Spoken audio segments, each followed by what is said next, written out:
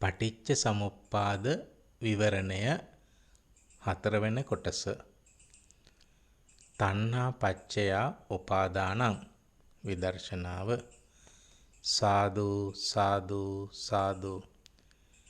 නමෝ තස්ස භගවතෝ අරහතෝ සම්මා සම්බුද්දස්ස.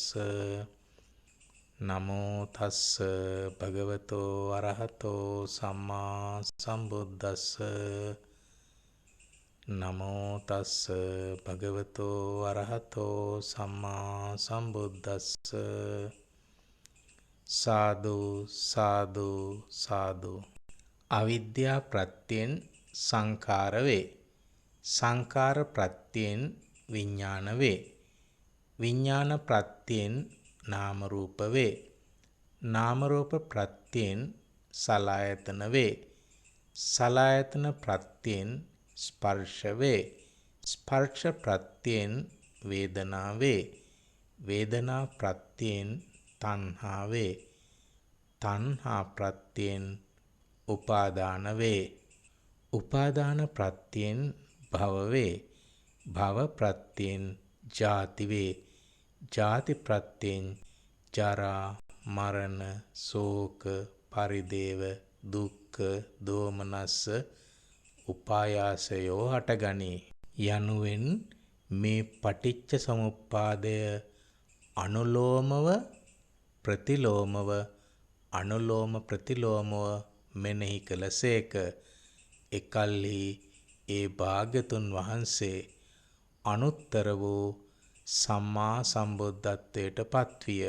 තණ්හා පච්චයා උපාදානං උප්පාදාවා තථාගතානං අනුප්පාදාවා තථාගතානං.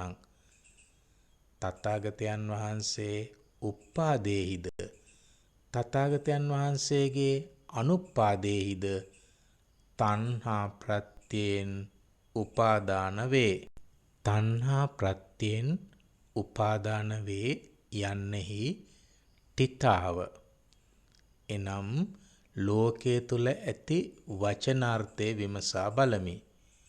රූප, ශබ්ද, ගන්ධ, රස, පොට්ටබ්බ යන කාමයන් කෙරෙහි තණ්හාවෙන් බැඳෙන ස්වභාවයක් වේනම් ඔහුට කාම උපාදාන හටගනී. රූප, ශබ්ද, ගන්ධ, රස, පොට්ටබ්බ ධම්ම යන ස්කන්ධයන් නිත්‍ය බවට ගෙන ඒ කෙරෙහි තණ්හාවෙන් බැඳෙන ස්වභාවයක් වේනම් ඔහුට දිට්ඨි උපාදාන හටගනී. මම සතුන් නොමරමි ආදී වශයෙන් යම් සීල වෘතයක් කෙරෙහි තණ්හාවෙන් බැඳෙන ස්වභාවයක් වේනම් ඔහුට සීලබ්බත උපාදාන හටගනී. යමක් ආත්ම වශයෙන් ගෙන මගේ වසඟේ තබාගත හැකිය යනුවෙන් ඒ කෙරෙහි තණ්හාවෙන් බැඳෙන ස්වභාවයක් වේනම් ඔහුට අත්වාද උපාදාන හටගනී. මෙසේ තණ්හා ප්‍රත්‍යයෙන් උපාදාන වේ යන්නෙහි තිතාව. එනම් ලෝකයේ තුල ඇති වචනාර්ථය දකිමි. 2 සාධාතු ධම්මට්ඨිතතා ධර්මස්ථිතිය. එනම් ඒ පැනවෙන ස්වභාවයේ ධර්මානුකූල අර්ථය දකිමි. පවතිනවා නම් පවතින්නේ පංච උපාදානස්කන්ධයකි.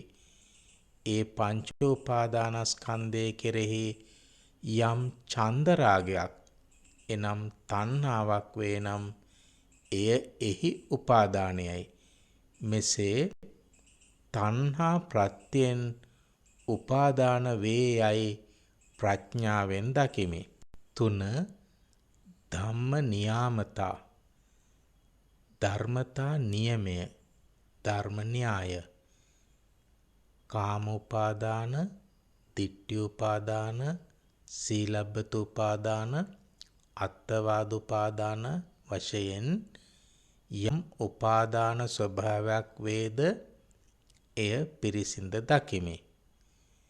මේ උපාදාන හට ගැනීමට හේතුව තණ්හාවයයි ප්‍රඥාවෙන් දැක තණ්හාව ප්‍රහාණය කරමි. තණ්හාවේ නිරුද්ධ වීමෙන් උපාදානයන්ගේ නිරුද්ධ වීම සාක්ෂාත් කරමි, අත්දකිමි, අත්විඳිමි. මෙසේ උපාදාන නිරුද්ධ වන්නේ ආර්ය අෂ්ටාංගික මාර්ගයේ වැඩීමෙන් බැවින් ආර්ය අෂ්ටාංගික මාර්ගය වඩමි. 4. ඉදප්පච්චේතාවය විමසා බලමි. තණ්හාව ඇති කල්හි උපාදාන වේ. තණ්හාව ඉපදීමෙන් උපාදාන උපදී. තණ්හාව නැති කල්හි උපාදාන නොවේ. තණ්හාව නිරුද්ධ වීමෙන් උපාදාන නිරුද්ධ වේ.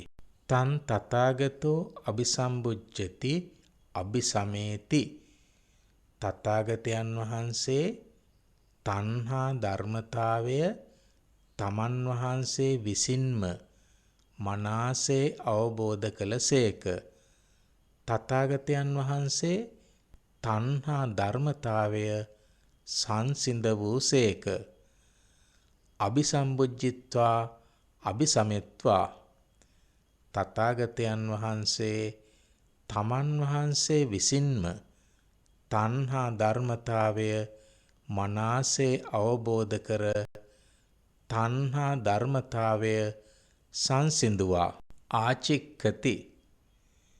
තණ්හා ප්‍රත්‍යයෙන් උපාදාන වේ යන මේ ධර්මතාවය එළිදක්වමින් ප්‍රකාශ කළසේක. දේසේති.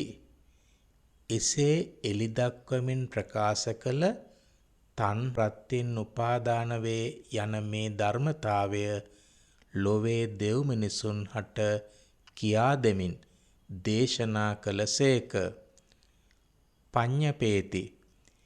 එසේ කියා දෙමින් දේශනා කළ තණ්හා ප්‍රත්‍යයෙන් උපාදාන වේ යන මේ ධර්මතාවය මෙසේ විය යුතුය යයි පනවා වදාළසේක.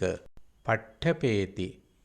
එසේ පනවා වදාළ තණ්හා ප්‍රත්‍යයෙන් උපාදාන වේ යන මේ ධර්මතාවේ ලොවේ දෙව් මිනිසුන්ද ඒ අවබෝධයෙහි පිහිටුවා වදාළසේක. විවරති. ඒ දෙව් මිනිසුන්ද මේ අවබෝධයෙහි පිහිටුවා මෙතෙක් ලෝකයට වැසී තිබුණා වූ තණ්හා ප්‍රත්‍යයෙන් උපාදාන වේ යන මේ ධර්මතාවය වැසුම් හැර විවෘත කළසේක. විභජති. එසේ වැසුම් හැර විවෘත කළ තණ්හා ප්‍රත්‍යයෙන් උපාදාන වේ යන මේ ධර්මතාවය අවබෝධයට පහසු වනසේ විස්තර වශයෙන් බෙදා වෙන්කොට දැක්වූසේක. උත්තානි කරෝති. එසේ විස්තර වශයෙන් බෙදා වෙන්කොට දැක්වූ තණ්හා ප්‍රත්‍යයෙන් උපාදාන වේ යන මේ ධර්මතාවය ලොවේ දෙව් මිනිසුන් හට ප්‍රකට කරමින් තමන්ගේ ජීවිතය තුළින් දකිනා ආකාරය විස්තර කළසේක. පස්සතාතිචාහ. එසේ විස්තර කළ තණ්හා ප්‍රත්‍යයෙන් උපාදාන වේ යන මේ ධර්මතාවය මෙන්න බලන්න යයි ලොවේ දෙව් මිනිසුන් හට පැවසූසේක.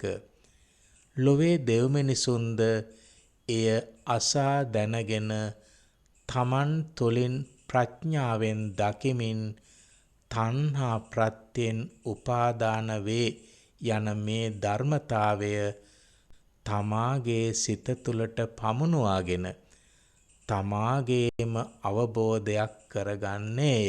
තණ්හා ප්‍රත්‍යයෙන් උපාදාන වේ. පටිච්ච සමුප්පන්න ධර්මතාවයන් විමසා බලමි. අනිච්චං යමක් හේතුන් නිසා හටගන්නා ධර්මතාවයක් නම් ඒ හේතු නිරුද්ධ වීමේදී ඒ සියලු ධර්මතා නිරුද්ධ වන්නේය. තණ්හාව වේදනාව නිසා හටගන්නා ධර්මතාවයක් නම් වේදනා නිරුද්ධ වීමේදී තණ්හාව නිරුද්ධ වන්නේය. එහෙයින් තණ්හාව අනිත්‍ය ධර්මතාවයකි. සංකතං හේතුන් නිසා හටගත් ධර්මතාවයකි. තණ්හා යනු වේදනා නිසා හටගත් සංකත ධර්මතාවයකි. භාග්‍යතුන් වහන්සේ දේශනා කරනවා තීනිමානි භික්කවේ සංකතං සංකත ලක්ඛනානි කතමානි තීනි උප්පාදෝ පඤ්ඤායති වයෝ පඤ්ඤායති තිතස්ස අඤ්ඤතත්තම් පඤ්ඤායති. මේ තණ්හාව ඉපදීමක් පැනවෙන ධර්මතාවයකි. මේ තණ්හාව මරණයක් පැනවෙන ධර්මතාවයකි.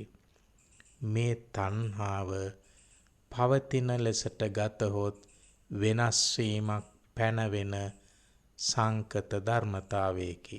පටිච්ච සමුප්පන්නං යම් ප්‍රත්‍යක් නිසා ඉපදෙන්නා වූ ධර්මතාවයකි. තණ්හාව යනු වේදනා ප්‍රත්‍යෙන් හටගත් ධර්මතාවයකි.